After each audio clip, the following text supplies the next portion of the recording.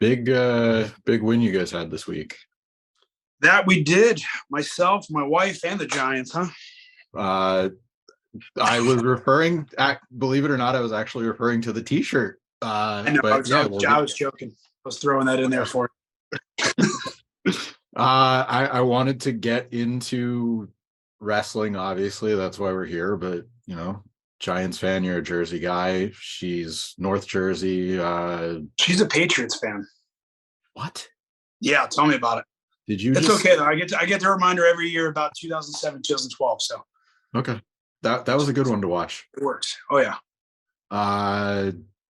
Man, that's a whole other conversation we'd probably have to have. But uh, we'll talk wrestling for now. I mean, New Year's Revolution is coming up this weekend. It's pretty much a home game for you. You live in Orlando now. Yep. So coming off of Hard to Kill, you had a pretty, I don't even want to say brutal match because you were in a barbed wire massacre match not too long ago. So by comparison, it was maybe a light night for you. But how are you feeling after I'm sorry, not Sunday. I'm used to pay-per-views on Sunday. How are you feeling after Friday night and this weekend? You had a big taping in Atlanta, obviously a very physical match with some of the spots you guys did outside of the ring. How are you feeling a couple days removed from that? I'm feeling good, and I wouldn't take away. Rich Swann's a tough little guy. I give him. He's pound for pound one of those tough guys that can do everything in the ring, and props to him. But props to me as well for beating another former world champion. And I don't know what it's going to take for me to get my shot at Josh Alexander, and how many former world champions I do have to beat. That I feel like I don't want to fantasy book or anything, but it seems like it's almost destined where this is where it's all leading. Like obviously month to month, Josh puts up his title, but it really feels like, and I'm probably not the only one to think it, but it really feels like, you're almost destined in a way for you to finally get that match. Is it something that you hear often, or are you just kind of taking it match by match and maybe it's Josh that is the guy you face for the world title, or maybe it's somebody different. I don't know, but it really feels like Maclin Alexander's like the match that this is sort of all building to. So Josh is the longest reigning champion, and kudos to him for that. That is a feat to be the number one in Impact Wrestling as the longest reigning champion. But at the same time, I'm doing what I can match to match, beating everybody that's put in front of me, and I've been doing that for the past 2 years. It's kind of funny. Everybody's like, oh, you kind of went from a nobody to somebody kind of in a way. And I'm like, no, I was a somebody. It's just you just never knew about me. And that's the fun part about it is I've been who I am this whole time, and it's just building and building. And if it does get to Josh and I, whether it be at No Surrender or even at Rebellion in Toronto, which was just announced, you don't know. I hope it is Josh that I can eventually face for that title. I think that would be the matchup that everybody wants to see, and I think has been feeling that's the way it's supposed to go, and that feels like the right thing to do. But I also feel I could have had that match a few months ago if need be, but Scott D'Amore likes to see otherwise.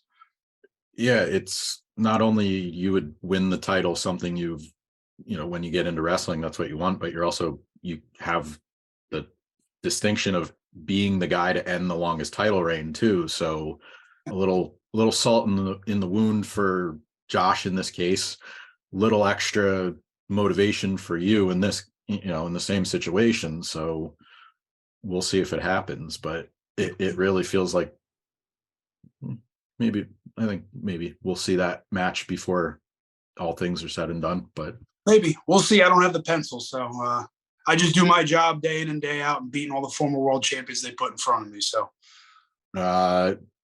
Rich Swann, obviously yep. We just said you beat him. New Year's Revolution is coming up January 20th, 21st. Any world champions you have your sights on right now that you really feel like would just kind of improve your stock even more? Maybe we saw Santino Marella on Friday night. It sounds like you have some issues with the way Scott's treated you. So maybe some highlight material you want to show Santino or whoever it needs to be to get yourself closer? I just think Santino needs to do the right thing, obviously, and giving me what I've rightfully earned. I'm not one to complain, and if people think of it that way, of me complaining or kind of moaning that I haven't got my shot, well, then I guess I didn't earn it in their eyes. But to me, I have. Nothing has been announced yet for what's going on in New Year's resolution or revolution.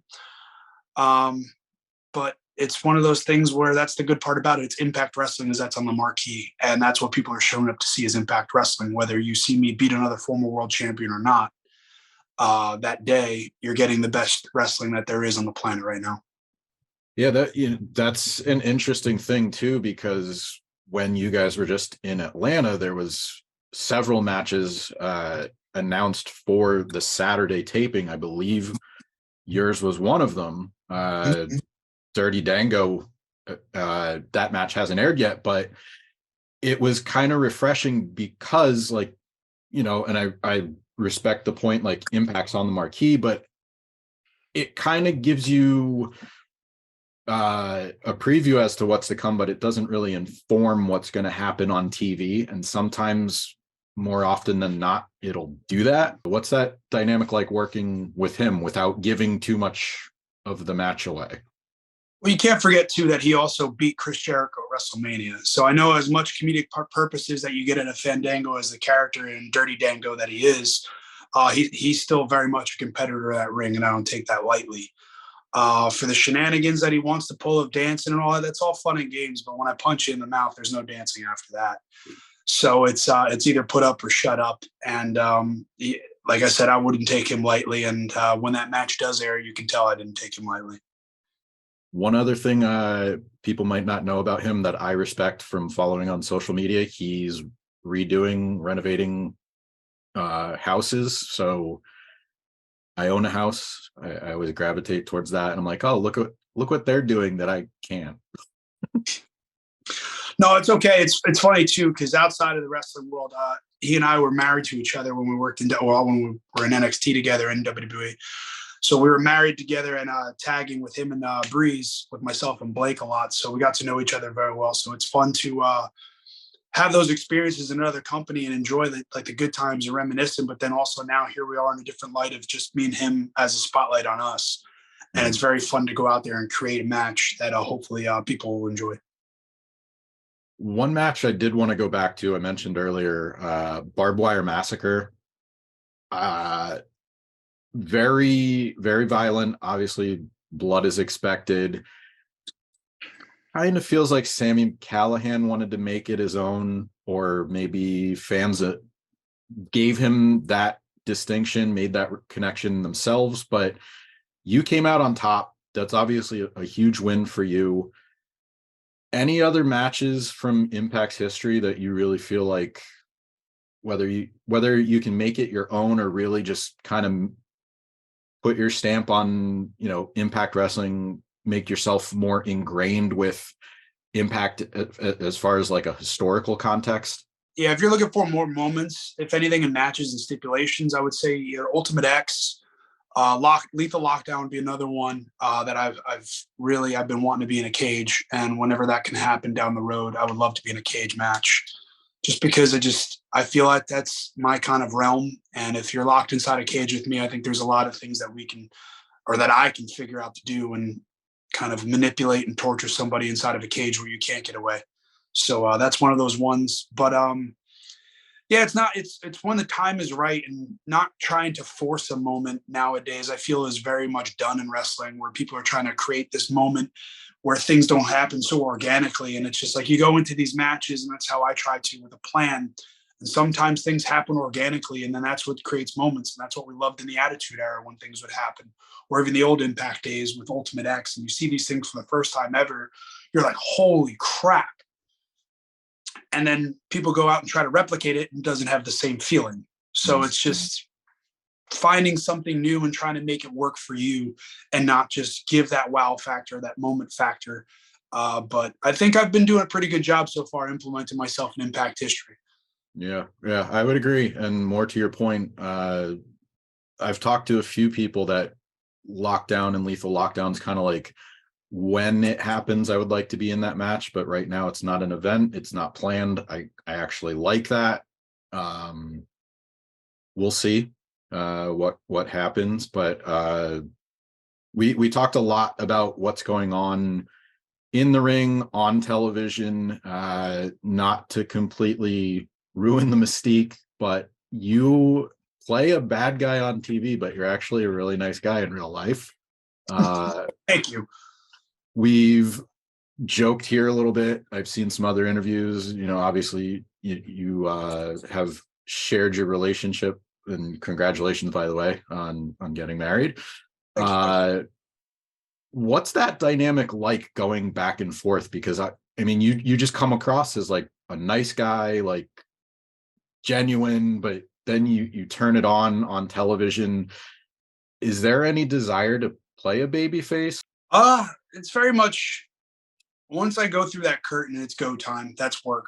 And even when I'm behind the scenes or if I'm signings, it's still work time, but like, the fans are paying a ticket to see me, to get an autograph, to meet me, and there I am to interact with you. So you're paying me to see me with the time that you're allotted that you can, but I try to make the most of it. I don't know if that sounded right, but I want to make the most out of when I meet fans behind the scenes, and I'm going to be nice to you, because I was that fan at one time where I was going to the shows early at the Continental Airlines Arena, which became the Izod Center in East Rutherford.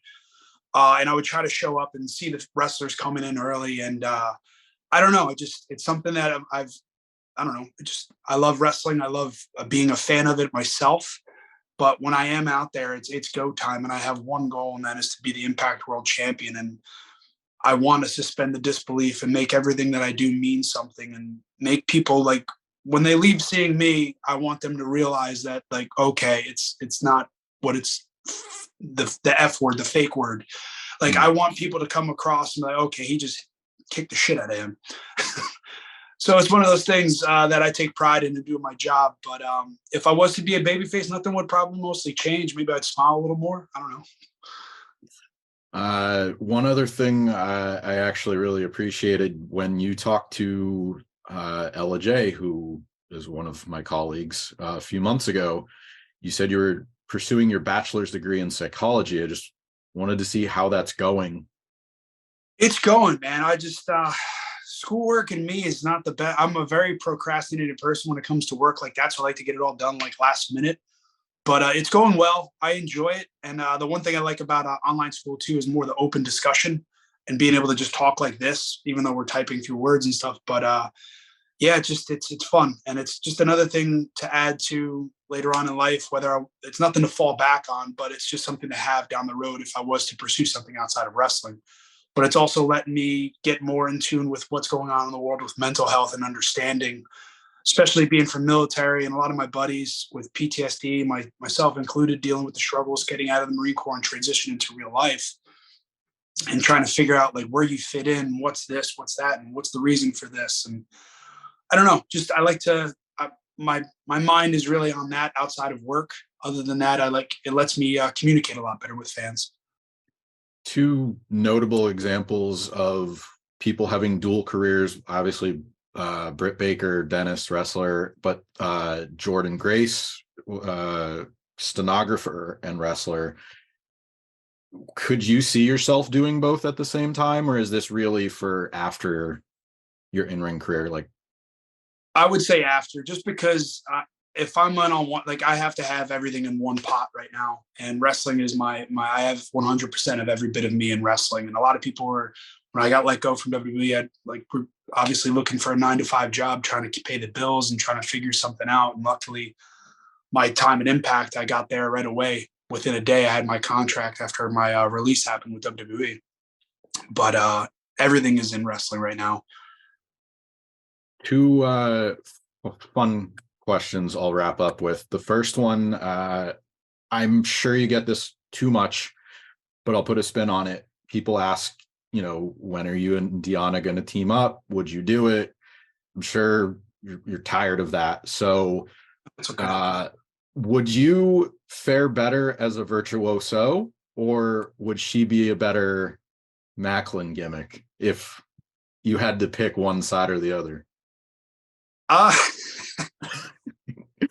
Would it be entertaining to do her side? Yes, but we're very much yin and yang in that. Like, there's a lot of me there's a lot of things that you can see from both of us in elements where I could do a little bit more of the technical from her side. I just don't have to right now. And she can do a little bit more of the violence, even though she is pretty violent in the ring as well. But from my side, if we were to team up, that would be more or less if the story was right and the time was right for it. We don't want to just force things and do things. I hate that in wrestling. I want it to be organic and actually happen for a reason. And when that time comes, I think it'll be a lot of fun. And we've chatted about it too. And it's just, that's the number one thing both of us want to make it make sense and make it right. Yeah. She's been in a Texas death match among other matches. So you want violence, a reminder of it, go look at that. She hates if I'm on the indies or I'm doing something, I'm getting hit over the head with a door. And she's like, what are you doing? I'm like, I'm having fun. How are you going to hate on that? No, I'm having fun. On that note, I usually do a watch list feature. I'll ask for match recommendations. We've been talking about world title aspirations, the road to getting there. If you had to pick a match or maybe a couple matches that highlight why you feel you deserve a title shot or one that shows that you're world champion material, do you have any in mind? Rebellion last year might be Chris Sabin and Jay White the same night. Any particular reason? You had both. You have Jay White, who's one of the best in the world, and Chris Sabin, who is one of the best in the world as well. Both champions in their right mind. And for me to do that on one night, and I don't think Jay White's lost in a very long time, other than obviously at Wrestle Kingdom. But before then, he hasn't really lost much. And I was one of those to put a loss in his record. All right. Scott, if you're paying attention from home, Santino, if you're paying attention now in the arena, wherever. New Japan, if you're paying attention. There you go. New Japan, if you're paying attention.